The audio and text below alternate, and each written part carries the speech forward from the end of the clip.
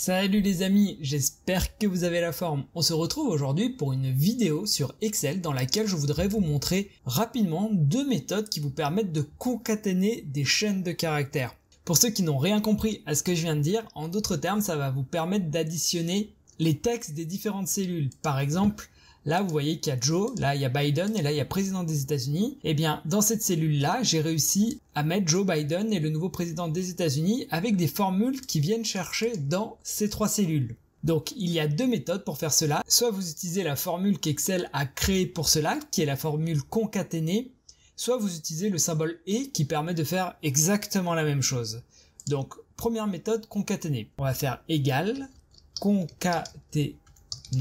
On ouvre la parenthèse. Et là, l'idée, c'est que vous allez mettre la cellule numéro 1 que vous voulez additionner. Donc, nous, on veut commencer par le prénom. Et ensuite, il faut mettre un point virgule. Et là, vous pouvez mettre la cellule numéro 2. Vous mettez point virgule et vous pouvez mettre la cellule numéro 3. Vous fermez la parenthèse. Et là, vous avez bien, dans votre formule concaténée, mis les trois cellules qui nous intéressent.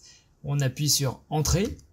Et là, petit problème, c'est tout attaché. Effectivement, il n'a pas mis d'espace entre Joe et Biden, il n'a pas mis d'espace entre Biden et président des États-Unis. Donc on va retravailler un petit peu la formule. Pour résoudre ce problème, ce qu'il faut savoir, c'est que dans la formule concaténée, on peut soit décider entre deux points virgules de mettre des cellules, comme on l'a fait, B2, B3, B4, mais on peut également directement mettre du texte. D'accord? Donc nous, on veut bien la cellule B2 Joe, on va mettre un point virgule, et là, on va venir mettre nous-mêmes l'espace. Donc, on va ouvrir les guillemets, on va faire un espace et on va fermer les guillemets.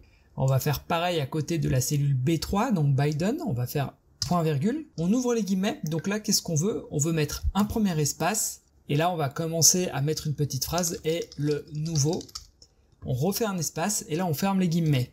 Et l'idée, c'est que ça fasse Joe Biden est le nouveau président des États-Unis. On appuie sur Entrée pour voir si ça marche. Et effectivement, ça marche. Joe Biden est le nouveau président des États-Unis. Donc je vais vous montrer la deuxième méthode qui au passage est ma méthode préférée. Donc ici on fait égal.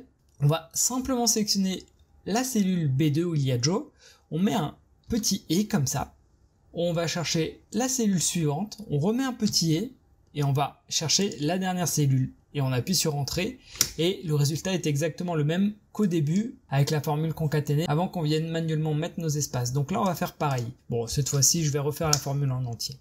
Donc on fait égal, donc Joe, on met un petit t, on ouvre les guillemets comme pour la formule concaténée, on fait un espace, on remet un et pour la deuxième cellule, on remet un et, on ouvre les guillemets, on va mettre et le nouveau et on ferme les guillemets, on remet un et on sélectionne la cellule B4. On appuie donc sur Entrée et nous avons notre phrase. Voilà les amis ce que je voulais vous dire sur la manière de concaténer ou d'additionner des chaînes de caractères sur Excel. C'est quelque chose qui pourra potentiellement dans vos fichiers vous être très utile. On se retrouve très bientôt pour de nouvelles vidéos et en attendant, portez-vous bien.